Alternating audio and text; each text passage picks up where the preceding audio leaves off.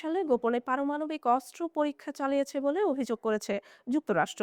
একই সঙ্গে চীন ও রাশিয়াকে অন্তর্ভুক্ত করে একটি বিস্তৃত পারমাণবিক অস্ত্র নিয়ন্ত্রণ চুক্তির আহ্বান জানিয়েছে ট্রাম্প প্রশাসন।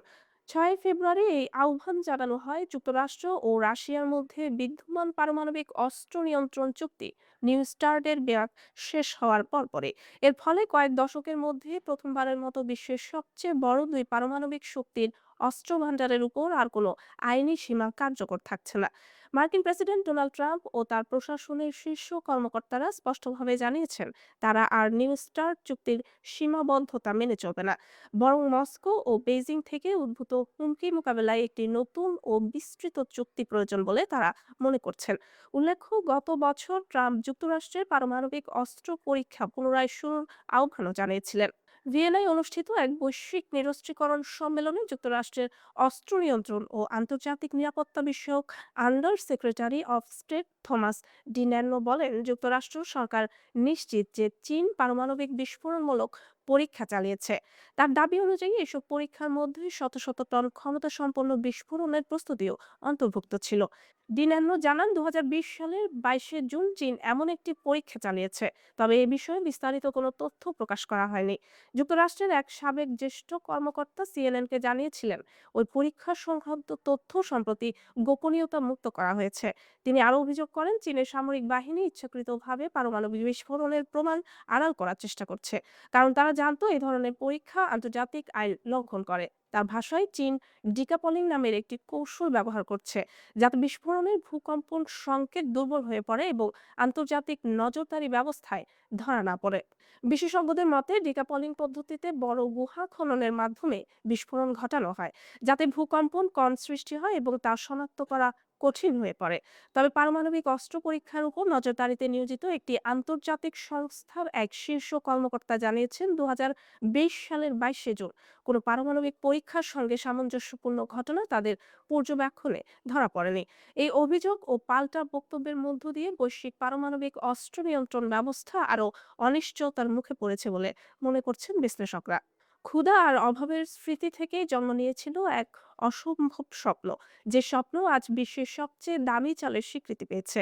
জাপানের টয়ো রাইস কর্পোরেশনের তৈরি কিনমেমাই প্রিমিয়াম নামের এই চাল কেবল স্বাদ বা সুগন্ধের কারণে নয়, বরং এর আভিজাত্য ও আকাশচুম্বী দামের জন্যই বিশ্বজুড়ে কৌতূহলের কেন্দ্রে। 2016 সালে গিনেস ওয়ার্ল্ড রেকর্ডসে বিশ্বের সবচেয়ে দামি চাল হিসেবে নাম লেখায় কিনমেমাই প্রিমিয়াম। 1 কেজি চালের দাম $100-এরও বেশি, বাংলাদেশি মুদ্রায় 12,000 টাকারও বেশি।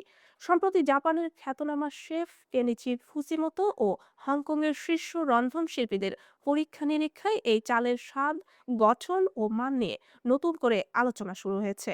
এই ব্যতিক্রমী চালের পেছনে রয়েছেন 91 বছর বয়সী উদ্ভাবক কেইজি সাইকা। দ্বিতীয় বিশ্বযুদ্ধ পরবর্তী জাপানের ভয়াবহ খাদ্য সংকটের সময় ক্ষুধার যে নির্মম বাস্তবতা তিনি দেখেছিলেন, সেটি আজীবন তাকে চালের মান উন্নয়নে অনুপ্রাণিত করেছে। সাইগার ভাষায় এই প্রকল্পের লক্ষ্য কখনোই কেবল বিলাসিতা ছিল না, বরং জাপানিজ চালের ঐতিহ্যকে বিশ্ব দরবারে তুলে ধরা এবং কৃষকদের উন্নত মানের ফসল উৎপাদনে উৎসাহিত করাই ছিল মূল উদ্দেশ্য। প্রতি বছর প্রায় 5,000 জাতের চাল থেকে কঠোর বাছাই প্রক্রিয়ার মাধ্যমে মাত্র 4 থেকে 6টি সেরা জাত নির্বাচন করা হয়। এরপর অত্যন্ত জটিল ও সময় সাপেক্ষ প্রক্রিয়ায় তৈরি হয় এই প্রিমিয়াম ব্লেন্ড। এখানে শুধু ফলনের মান নয়, চালের জীবনী শক্তি, এনজাইমের মাত্রা এবং দানার গঠনকেও বিশেষ গুরুত্ব দেওয়া হয়। কয়েক মাস ধরে চালকে পরিপক্ক করার পরেই তার স্বাদে আসে গভীরতা ও ভারসাম্য।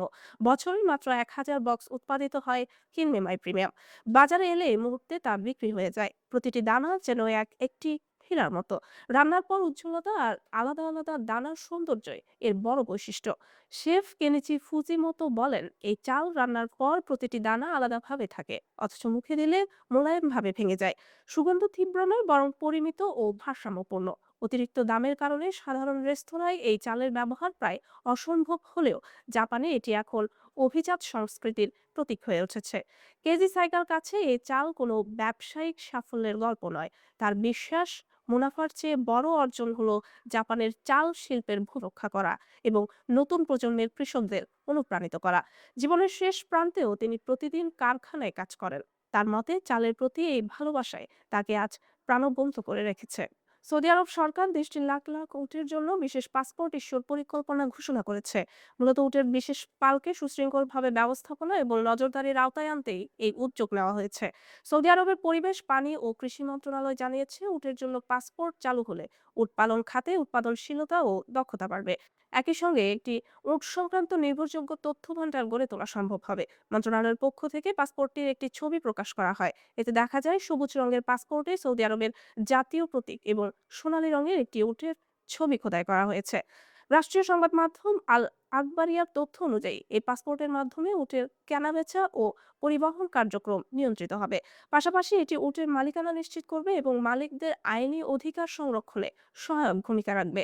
সৌদি আরবে বর্তমানে প্রায় 22 লাখ উট রয়েছে, যা দেশটির সংস্কৃতি ও অর্থনীতির একটি গুরুত্বপূর্ণ অংশ। বিশ্বের অন্যতম উচ্চাকাঙ্ক্ষী পরিবহন প্রকল্প বাস্তবায়নের পথে এগোচ্ছে নরওয়ে। উত্তর সাগরের তলদেশে নির্মাণাধীন এই বিশাল সড়ক সুড়ঙ্গের নাম রকফাস্ট। প্রকল্পটি সম্পন্ন হলে দেশটির পশ্চিম উপকূল জুড়ে ফেরিবিহীন একটি নিরবচ্ছিন্ন সড়ক যোগাযোগ ব্যবস্থা গড়ে উঠবে। ইতোমধ্যে কঠিন শিলা কেটে সুড়ঙ্গ খননের কাজ শুরু হয়েছে। পুরো টানেলটির দৈর্ঘ্য হবে 27 কিলোমিটারেরও বেশি এবং এর সবচেয়ে গভীর অংশ সমুদ্রপৃষ্ঠের প্রায় 392 মিটার নিচে নেমে যাবে, যা এটিকে বিশ্বের সবচেয়ে গভীর সমুদ্রতল সড়ক সুড়ঙ্গ হিসেবে প্রতিষ্ঠিত করবে। প্রকল্পটি শেষ হলে নরওয়ের প্রধান শহরগুলোর মধ্যে যাতায়াতের সময় উল্লেখযোগ্যভাবে কমে আসবে। একই সঙ্গে আবহাওয়ার উপর নির্ভরশীল ফেরি পারাপারের প্রয়োজনও অনেকাংশে কমে যাবে। রকফাস্ট নামটি এসেছে নরওয়েজীয় শব্দ রোগাল্যান্ড ফাস্ট ফর ভিন্ডেলসে থেকে, যার অর্থ রোগাল্যান্ড অঞ্চলের স্থায়ী সংযোগ। এই সড়ক সুড়ঙ্গটি রান্ডাবার্গ ও বকুন এলাকাকে সংযুক্ত করবে এবং এটি উপকূলীয় মহাসড়ক E39 এর একটি গুরুত্বপূর্ণ অংশ। E39 মহাসড়কটি উত্তরে ট্রোনহাইম থেকে দক্ষিণে ক্রিস্টিয়ানসান্দ পর্যন্ত বিস্তৃত, যার মোট দৈর্ঘ্য 1100 কিলোমিটারের বেশি। বর্তমানে এই পথে চলাচলের জন্য চালকদের 7টি ফেরি ব্যবহার করতে হয়। নরওয়ের দীর্ঘমেয়াদী পরিকল্পনা অনুযায়ী ধাপে ধাপে সড়ক সুড়ঙ্গ ও সেতু নির্মাণের মাধ্যমে এই ফেরি পারাপার ব্যবস্থা বন্ধ করা হবে। রকফাস্ট সেই পরিকল্পনার সবচেয়ে জটিল ও গুরুত্বপূর্ণ অংশগুলোর একটি। রকফাস্ট সড়ক সুড়ঙ্গের নির্মাণ প্রযুক্তিগতভাবে অত্যন্ত জটিল। সিএনএন এর প্রতিবেদনে বলা হয়েছে, সুড়ঙ্গটির উভয় প্রান্ত থেকে একযোগে খনন কাজ চালানো হচ্ছে, যাতে দুই দল সমুদ্রের নিচে একে অপরের দিকে এগিয়ে যায়। প্রকৌশলীদের লক্ষ্য দুই প্রান্তের খননকে 5 সেন্টিমিটারের কম ত্রুটিসীমার মধ্যে মিলিয়ে ফেলা। এত গভীরে ও কঠিন শিলার ভেতর কাজ করতে গিয়ে এই মাত্রার নির্ভুলতা বজায় রাখা বড় চ্যালেঞ্জ। সমুদ্রপৃষ্ঠের শত শত মিটার নিচে কাজ করার সময় সবচেয়ে বড় চ্যালেঞ্জগুলোর একটি হলো শিলা ও সমুদ্রের পানির তীব্র চাপ। শিলার ফাটল দিয়ে লবণাক্ত পানি সুড়ঙ্গের ভেতরে ঢুকে পড়া ঠেকাতে উন্নত গ্রাউটিং প্রযুক্তি ব্যবহার করা হচ্ছে। রকফাস্টের উত্তর অংশ নির্মাণ করছে সুইডিশ বহুজাতিক নির্মাণ প্রতিষ্ঠান স্কানস্কা। প্রকল্প ব্যবস্থাপক ব্রিট মোয়েন জানান, খননের সময় ইতোমধ্যে কয়েকবার পানি ঢুকে পড়ার ঘটনা ঘটেছে। ফলে গভীরতা বাড়ার সঙ্গে সঙ্গে নিরাপদ কর্মপরিবেশ নিশ্চিত করতে গ্রাউটিং পদ্ধতি আরো উন্নত করা হচ্ছে। উত্তর অংশটির দৈর্ঘ্য প্রায় 9 কিলোমিটার এবং এখানেই সুড়ঙ্গের সবচেয়ে গভীর অংশগুলো অবস্থিত। রকফাস্ট দুটি আলাদা টিউব নিয়ে গঠিত হবে। প্রতিটি টিউবে 2 লেনে যানবাহন চলাচল করবে।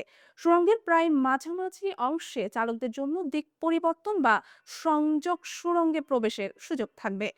এই ভূগর্ভস্থ সংযোগ স্থলটি সমুদ্র।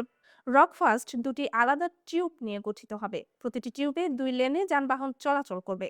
সুড়ঙ্গের প্রায় মাঝামাঝি অংশে চালকদের জন্য দিক পরিবর্তন বা সংযোগ সুড়ঙ্গে প্রবেশের সুযোগ থাকবে।